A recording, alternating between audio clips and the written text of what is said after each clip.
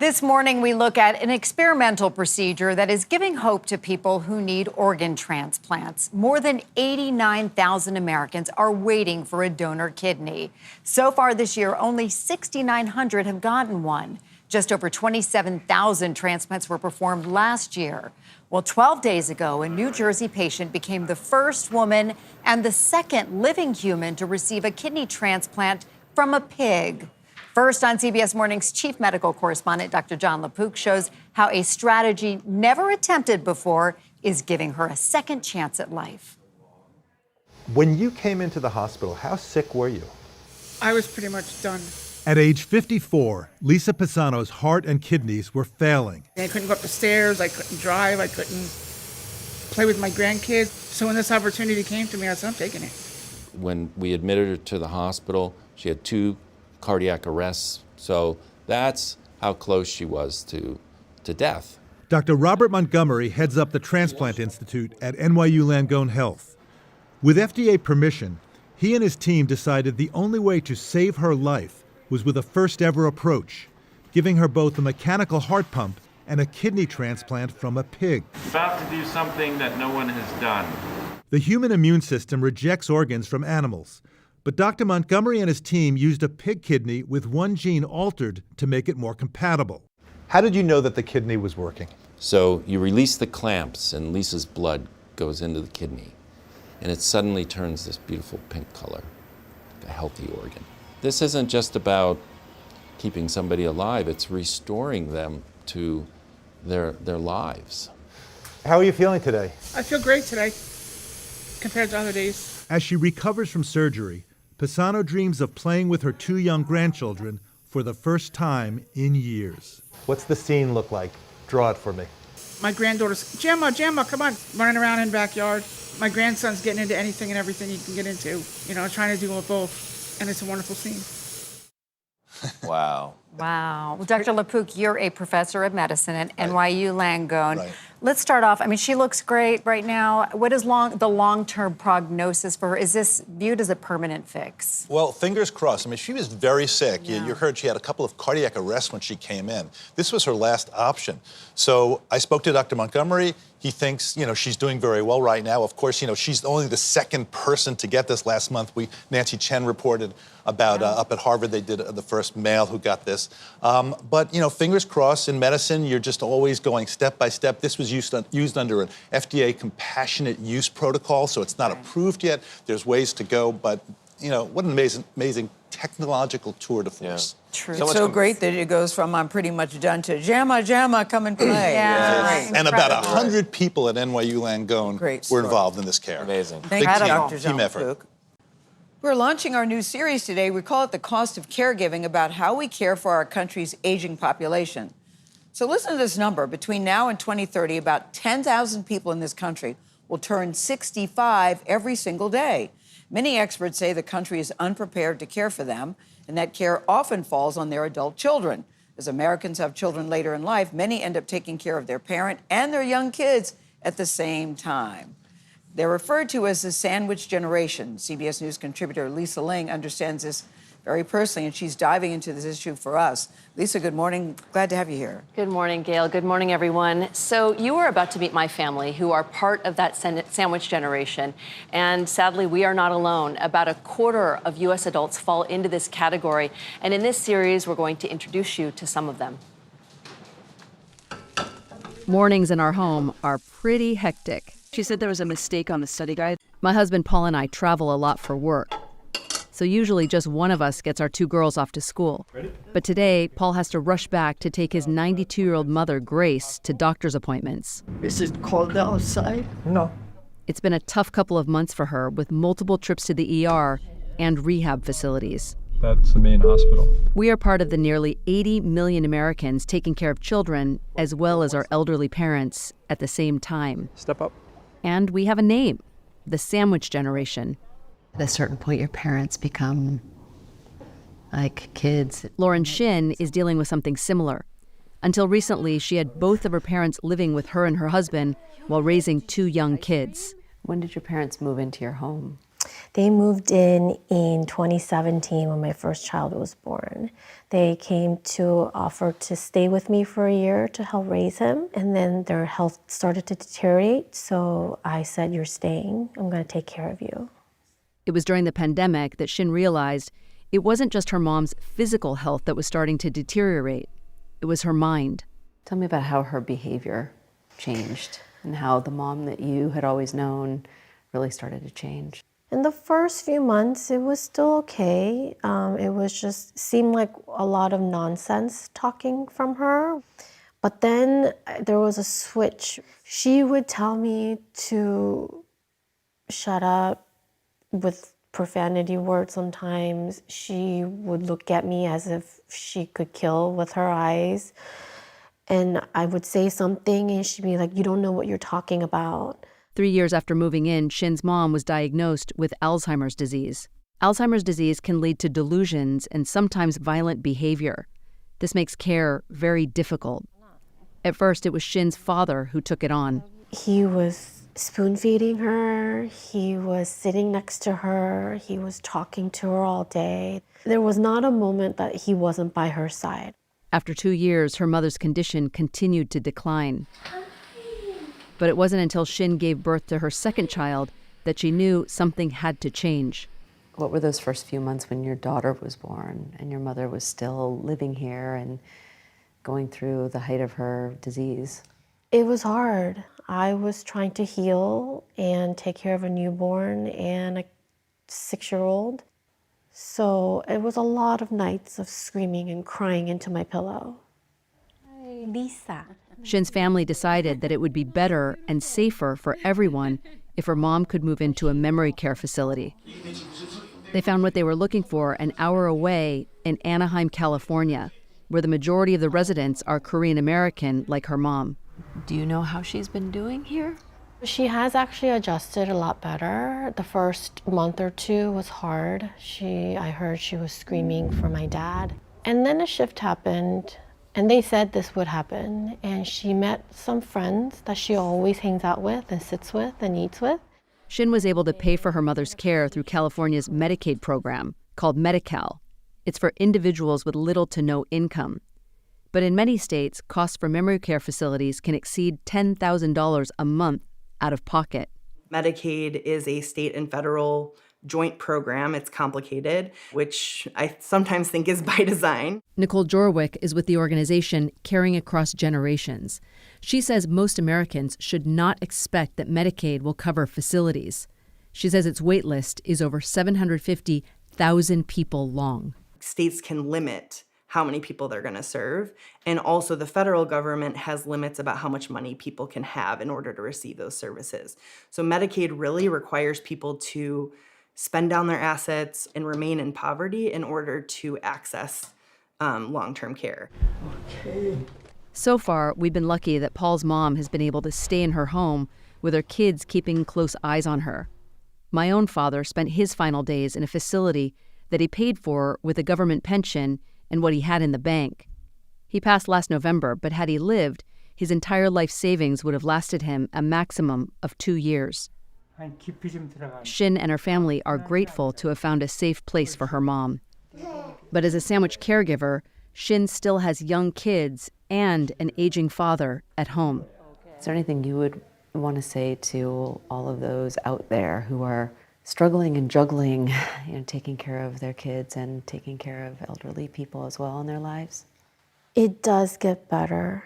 The kids will get older. They will become a little bit more self-sufficient, and they won't need you as much. And the elderly, I just want people to know they don't want to be the ones needing help either.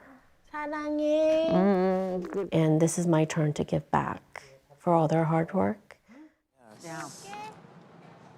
While Lauren Shin made the difficult decision to move her mom into a facility, for many, that's not an option due to not being able to afford it, their loved one doesn't qualify, or there's not enough room at these facilities to take them in. And we will have more on that tomorrow. Boy, what Lauren said right there just really resonated with me, where you go, you don't want to be the ones needing help either. But I feel for the sandwich generation, because on one hand, you want to do right by your parents. On the other hand, you now have these young children of your own. It just seems like a vice coming on both sides. Lisa. Absolutely. I mean, there's such an emotional toll, but also the financial toll is so overwhelming. I mean, over 26% of Americans are supplementing care for their parents while trying to take care of kids themselves. I'm so glad we're covering this. There's no shortage of love for the kids or the parents, but there's a shortage of so many other things. It's very difficult. That's right. Curious about the reaction you're going to get from this, because you're here for the next couple of days. Yes, I mean, I've been More to posting come. about it on social media, and I've been inundated with people, because I think that people are just hungry for information. Because a lot of people do not know what to do. Lisa Ling will be here tomorrow. She's going to introduce us to a family taking care of a loved one at home and show us the challenges that they face as sandwich caregivers. And for more on caregiver resources and organizations like Caring Across Generations and the National Council on Aging, we invite you to head to cbsmornings.com. It's all there. Our CBS News investigation, we're calling it Anything for Love, about the wave of online romance scams, turns now to the role of dating apps. So we've reported that these romance scams are costing tens of thousands of Americans more than $1 billion, that's with a B, a year. The FBI tells us that scammers have used online dating apps to broaden their reach. Chief investigative correspondent Jim Axelrod is back with that part of the story. I'm enjoying this series so much, Jim. Welcome back. Good morning. So much heartbreak, Gayle. So much heartbreak. Good morning. 3 in 10 Americans say they have used a dating app at some point. In the case of Kelly Gow's mother, she believed it was the safest place to find love. My mom was actually very specific about wanting to do online dating. Online dating felt safer. Mm-hmm. It's ironic. I know. Ironic, because after Kelly Gow's mom, Laura Kowal, found a partner on the dating site Match.com, she was scammed out of $1.5 million by someone posing falsely online as Frank. Did she show you her profile on Match.com? She never did. I thought she could navigate that very well and would never put herself in any position where she would get hurt. Laura was like millions of Americans who have logged onto a dating app looking for love. But according to a Pew survey, more than half the people using dating apps believe they've been approached by a scam account. Take the profile picture of Frank, who Laura met on Match.com. We tracked the stolen photo. It's actually of a doctor who lives in Chile. How is it possible that romance scammers can create these fraudulent profiles on online dating sites? I mean, it's quite easy. They don't want friction on these apps. Catherine Cosmides, nonprofit Garbo, partnered in 2021 with Match.com's parent company to provide users with background checks. But after a leadership change at Match, the partnership broke down. Cosmides says the entire industry shortchanges safety. So we've talked to every online dating platform out there, from the largest to the smallest. They all have similar thoughts and feelings around trust and safety. And what are those feelings? That trust and safety is not generating revenue enough for them to invest in it. Cosmides is one of several people who worked on security with Match, who told us dating apps don't ask a lot of background questions of new users. The idea, she says, is to keep signups easy and the numbers up. For these subscription-based businesses, that's essential to boost revenue. So they don't do enough, in your view, to combat the fraudulent profiles that are being established? Correct. In 2019, the Federal Trade Commission filed a lawsuit alleging from 2013 to 2018, as many as 25 to 30% of Match.com members who registered each day were using Match.com to perpetrate scams. In a statement, Match Group told us, "We believe the FTC allegations have no merit." 3 former executives who were at Match as recently as last year told us that fake accounts were a serious and persistent problem for overmatched and underfunded trust and safety departments, the corporate offices that handle customer security. Match told us it spends $125 million every year on trust and safety. Prior to 2017, we didn't have a significant number of romance fraud complaints in the United States. What changed? the proliferation of the dating sites. James Barnacle is the head of the financial crime section of the FBI. We think it's really important for the tech companies to step up and curtail the abuse of American citizens. After 6 months of asking for an interview, Mr. Kim, how are you? Hi, how are you? Good. Jim Axelrod from CBS News. we finally approached Bernard Kim, the CEO of Match Group, which operates at least a dozen dating platforms, including Hinge, OkCupid, and Tinder.